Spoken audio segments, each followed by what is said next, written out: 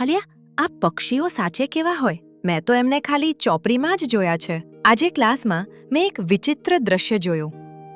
Slum વિસ્તારના બાળકો ભણતા ભણતા અચાનક પોતાના હાથથી વિચિત્ર ઇશારાઓ કરવા લાગ્યા.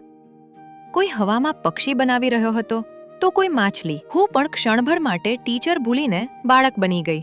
જ્યારે અમે તેમને પ્રાણી અને પક્ષી વિશે સમજ આપી રહ્યા હતા ત્યારે માત્ર ફોટા જોઈને જ બાળકોના ચહેરા પર ખિલખિલાતું હાસ્ય ફૂટી પડ્યું.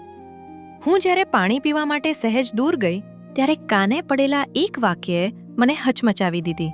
એક બાળક બીજાને નિર્દોષ ભાવે પૂછતું હતું, અલ્યા, આ પક્ષીઓ સાચે કેવા હોય?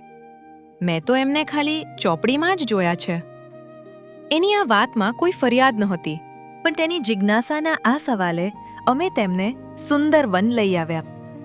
જે નાનકડા હાથ હવામાં પક્ષીની પાંખો બનાવતા, એ જ હાથ આજે સાચા પક્ષીઓને દાણા ખવડાવી રહ્યા હતા.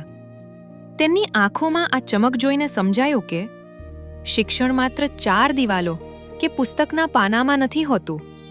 સાચું શિક્ષણ તો અનુભવ છે.